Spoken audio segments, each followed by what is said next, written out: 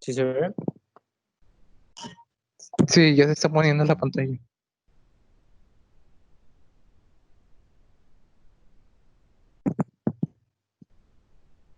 Bueno, como Ya, dijo Susana, yo voy a hablar de la probabilidad de ocurrencia sísmica. Eh, Primero, ¿qué es un sismo? Como saben, bueno, no sé si sepan, pero el interior de la Tierra siempre está en constante movimiento, porque los continentes están sobre magma. Es como si tuvieras tú hojuelas de cereal sobre leche que se están moviendo, ¿no? Entonces, estos movimientos de los continentes, bueno, que son de las placas tectónicas, hace que existan esfuerzos entre ellas, y estos esfuerzos luego generan que las rocas se rompan. Al romperse estas rocas, es lo que liberan energía en lo que nosotros conocemos como sismo, temblor, terremoto. Todos esos son sinónimos. Y esta energía se libera eh, por medio de ondas, por la propagación de ondas a través de todo el manto y la corteza, ¿no? Estas ondas nosotros las podemos eh, registrar en un sismograma, en una estación sismológica, además de que pues también las podemos sentir, ¿no? Por ejemplo, esto que acaba de pasar en Oaxaca, que no lleva creo que ni 2 semanas de que pasó, de un sismo de 7.5. Entonces, ¿cómo se detecta el sismo? El sismo, como lo mencioné, lo podemos detectar a través del sismograma. El sismograma, ¿qué es lo que hace? Registra esta propagación de ondas este, en la Tierra, y son esos pues, registros famosos está el papel, y es una línea como los electrocardiogramas que sube y baja, y a partir de pues de esas gráficas podemos nosotros obtener pues datos que podemos ya pasar a analizar después. Ahora, la magnitud de un sismo está relacionado con la energía liberada al ocurrir Esta se determina realizando diversos cálculos matemáticos, y depende también mucho del tipo de sismograma que tú tengas, los datos que te puede arrojar. Porque, por ejemplo, para ciertos funciones o datos que los sismólogos usan para estudiar el interior de la Tierra, tú necesitas un sismograma con 3 sensores que te registran el movimiento vertical y el movimiento horizontal, norte-sur y este-oeste, ¿no? Ahora, ¿los sismos se pueden predecir? No se pueden predecir. Hasta hoy no existe una técnica que permita predecir los sismos. Entonces, siempre que salen esas cosas en Facebook de que fulanito de tal predijo que tal fecha va a ocurrir un megasismo o no sé qué, por ejemplo, en 2017, cuando ocurrieron estos dos sismos en fechas cercanas, el 17 y el 19, creo, de septiembre, que estaba toda esa paranoia, y luego había gente que decía, no, que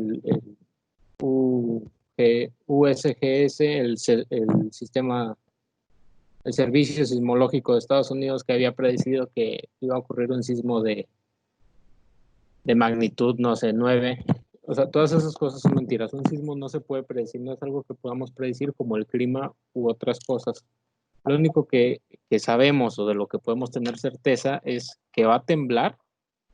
Ya sabemos dónde es más propenso que va a temblar, y pues hay que estar preparados, ¿no? Por ejemplo, el caso de México nosotros sabemos que México es un país con alta actividad sísmica. Entonces, lo único que nos queda es estar preparados. Obviamente se pueden hacer modelos matemáticos, que es como lo que voy a presentar yo, de cuándo podríamos esperar que sucedieran estas cosas, pero mi modelo, si me dice que va a ocurrir en 5 años, eso se puede cumplir, como también no se puede cumplir. El sismo puede ocurrir 20 años después, o capaz si pasa el día siguiente de que yo hice mi proyección matemática. Entonces, son cosas que nos ayudan a tener una idea de qué es lo que podemos esperar, pero nunca nos van a decir, tal día, a tal hora va a ocurrir un sismo.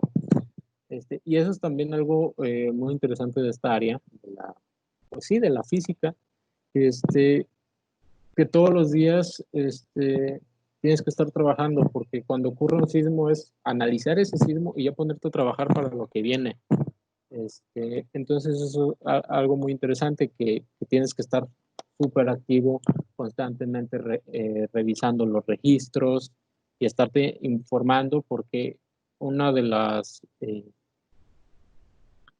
pues de las cosas necesarias para hacer este tipo de análisis es tener una base de datos amplia, porque entre más cantidad de datos tengas, es lo mejor que vas a poder hacer una proyección matemática como esta que les voy a presentar ahorita. Entonces, mi objetivo o lo que yo quise hacer fue calcular la probabilidad de ocurrencia sísmica de un sismo de magnitud 8 o mayor para la costa sur del Pacífico mexicana. Esta costa, no sé si puedan ver el cursor, va desde lo que es Jalisco hasta Chiapas. Entonces es para toda esta zona donde ven estos pequeños como huevitos. Esta imagen la hicieron por los 100 años de sismicidad en México desde que se empezó a registrar. Y eso, y los huevitos que ven aquí, o los polígonos, si queremos ser más exactos, son las áreas de ruptura de sismos de magnitudes significativas. Creo que son a partir de 6, de magnitud 6. Entonces, todos estos polígonos, huevitos, óvalos, como lo quieran ver, es qué tanto de la corteza se rompió de la roca a la hora de que ocurriera el sismo. Esta imagen, la de la derecha, es ya con los sismos del 7 y 19 de septiembre. Si se fijan, antes aquí había un espacio vacío, ahora ya está lleno con el sismo del 7 de septiembre, y lo que nos faltaría es que ocurriera un sismo aquí bueno, ya es famoso para los sismólogos, la brecha de Guerrero, donde no ha habido un sismo de magnitud importante. Entonces, en esa parte todavía no hay un rompimiento de la roca y podríamos esperar que el sismo que ocurra ahí sea de una magnitud considerable.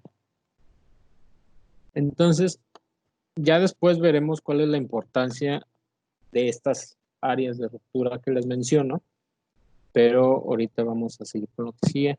Entonces, ¿cómo hice este análisis, esta proyección? Bueno, yo trabajé con los datos de sismos del Servicio Sismológico Nacional con su base de datos, la tienen pública.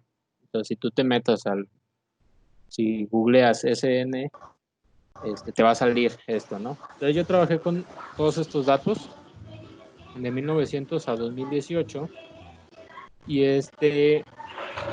separé los eventos que a mí me interesaban analizar, que eran los sismos con una magnitud igual o mayor a 8, que en este caso fueron 7 sismos, ¿no?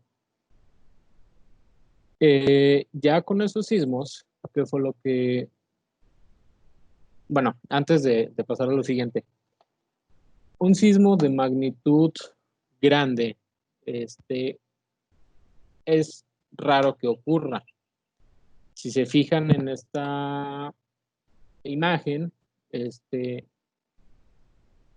todos los años, casi todos los días ocurren sismos, ¿no? Es más fácil que ocurra un sismo de magnitud pequeña, 1 o 2 a uno de magnitud 8, 9. Si se fijan, el esperado de sismos de magnitud 8 para todo el mundo es de 3 y de 9 es 1, casi menor a 1, y de 10 pues nunca se ha registrado un sismo de magnitud 10.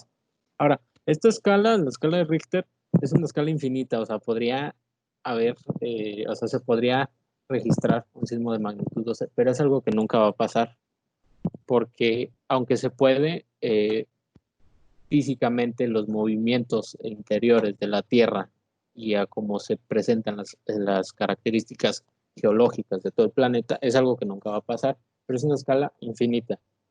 Entonces, entre mayor la magnitud, es más raro que ocurra un sismo. ¿Sí? Esta gráfica es de todos los sismos que de la base de datos de 1900 a 2018, y se fijan para los sismos de menor magnitud, es donde hay muchísimos más sismos. Aquí otra cosa, para los sismos de 1, de 2 y 3 magnitud, muchas veces son tan pequeños que los sismogramas no los pueden detectar, o dicen, ¿sabes qué? Tembló, pero con las herramientas que usa el sismograma o los métodos, a veces no te pueden decir precisamente la magnitud, por eso mismo, que es un sismo de una magnitud muy, muy pequeña. Entonces, ¿qué fue lo que hicimos? Nosotros, bueno, utilicé la distribución de Poisson, donde K es la probabilidad de ocurrencia de sismos en una cierta área, en una falla, durante un tiempo T, y está dada por esta distribución, donde tau es el periodo de retorno. El periodo de retorno es, tembló en un lugar, ¿en cuánto tiempo yo esperaría que volviera a temblar con la misma intensidad? O sea, si aquí en Linares, por ejemplo, que es donde estoy, que hubiera un sismo de 6, ¿en cuánto tiempo yo voy a esperar que pueda ocurrir otro sismo de 6, de magnitud 6?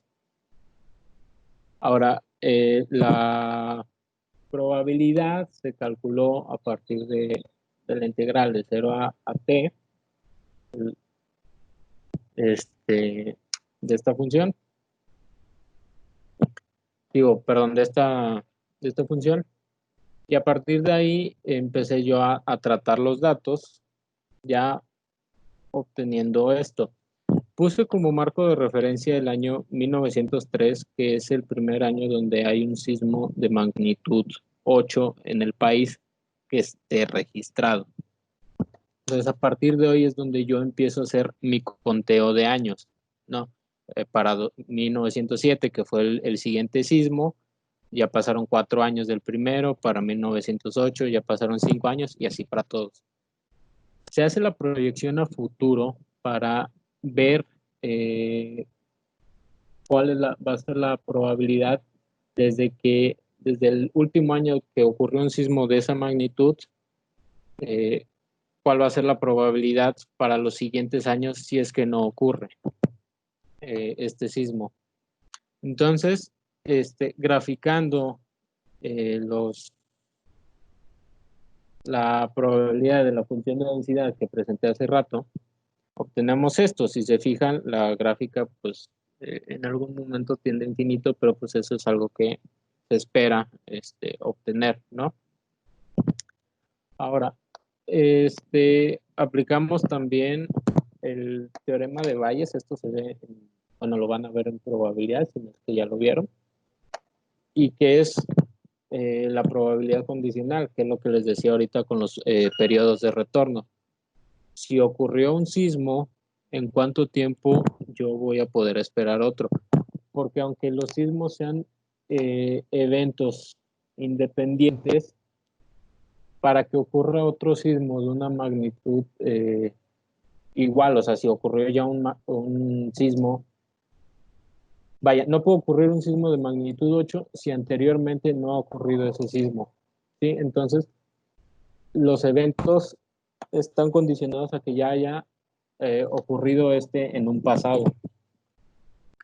Y si hacemos eso, obtenemos esta tabla que ya es con las probabilidades. Aquí igual se toma como referencia 1903, que fue el primer año donde ocurrió un sismo.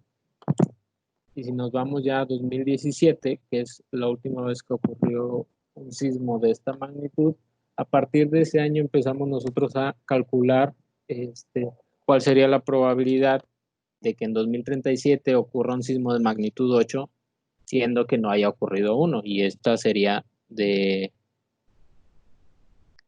4, para 2047 de 56, para 2067 de 79. Es decir, va a ir aumentando la probabilidad de que ocurra este evento si es que sigue sin ocurrir.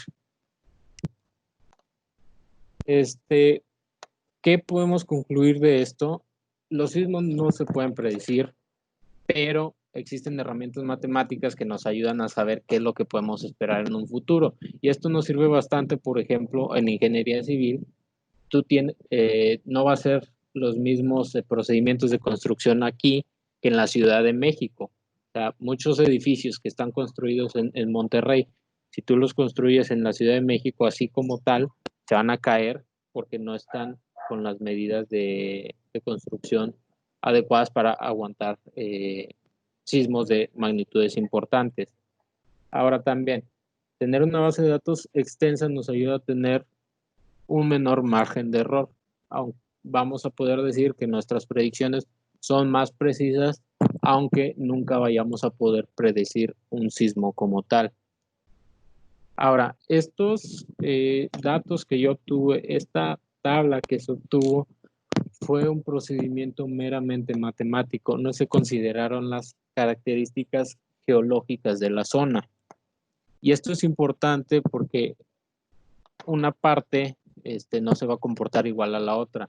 Entonces, eso afecta también en los sismos. Si se acuerdan, hace rato les mencioné las áreas de ruptura.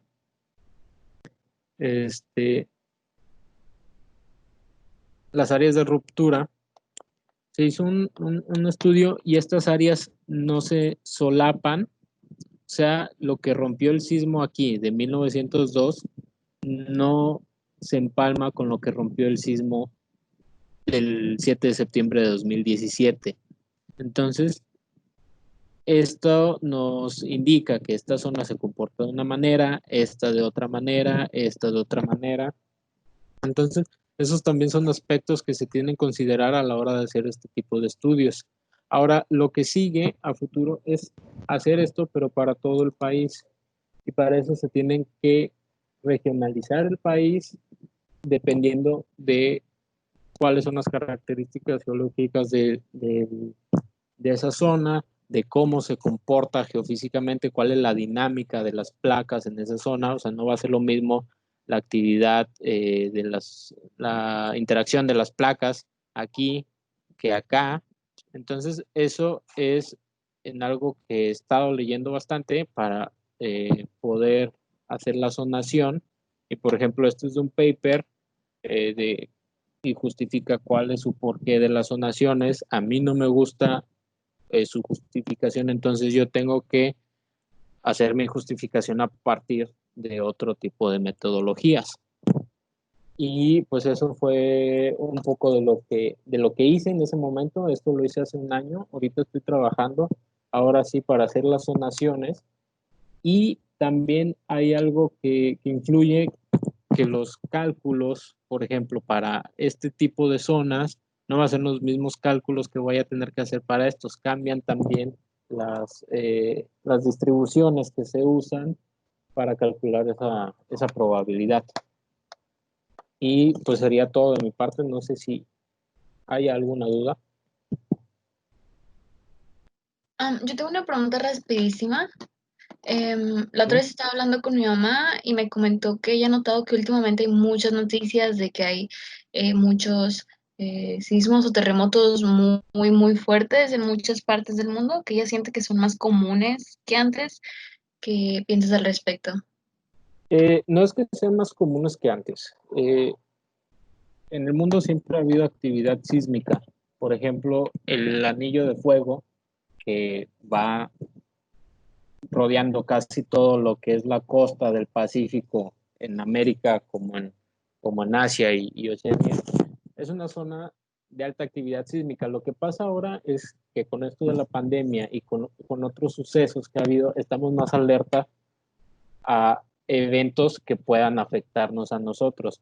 No es que esté temblando más, la actividad sísmica siempre ha sido igual y se ha mantenido constante siempre. Lo que pasa ahora es que nosotros estamos poniendo más atención a este tipo de cosas que nos puedan afectar, porque pues está la pandemia y estamos pensando de que vamos a ver cuántos casos hay el día de mañana. Y luego también poniendo atención de que a ver ahora qué pasa en el mundo. Entonces eso afecta en que nosotros podamos creer de que no, es que ya está habiendo mayor actividad sísmica, va a pasar algo grave. No es así, es que por las situaciones que hay ahora, es que estamos más alerta y le ponemos más atención a cualquier evento que suceda que nos pudiera afectar.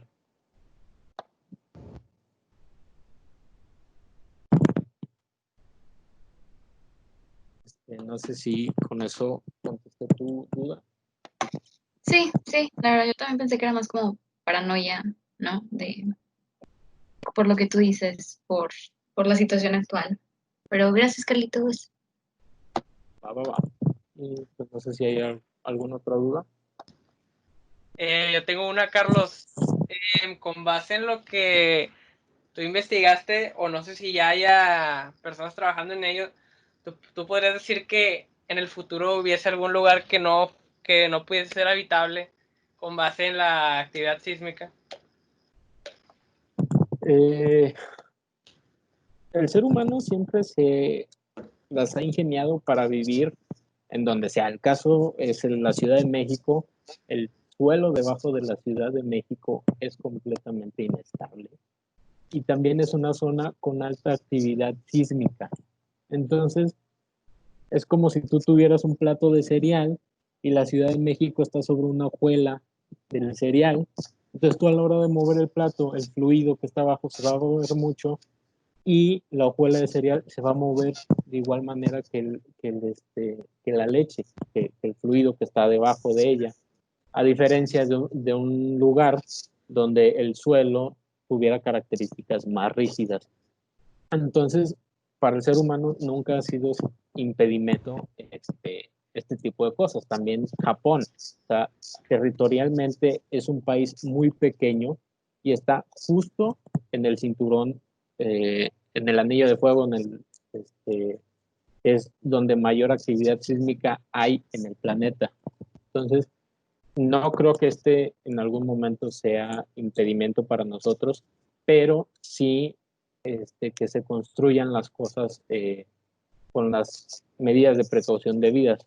Tal es el caso de la Ciudad de México, cuando ocurrió el sismo del 19, muchos edificios que eran nuevos se cayeron y esto es algo que no debió haber pasado si se hubieran seguido las normas de construcción. El edificio del Tecnológico de Monterrey, Campus Ciudad de México, no tuvo por qué haberse caído cuando ocurrió ese sismo porque es un edificio relativamente nuevo.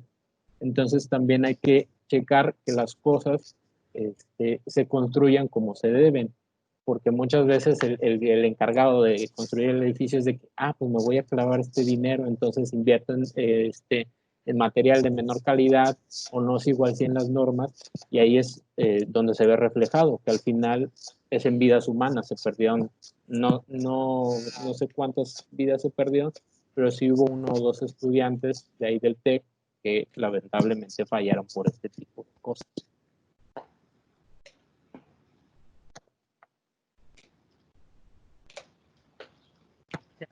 Bueno, chicos, con esto vamos a pasar a la siguiente charla porque ya nos pasamos de tiempo. Y una disculpa. Nada, no se preocupen, Carlitos. Entonces dejo de compartir pantalla.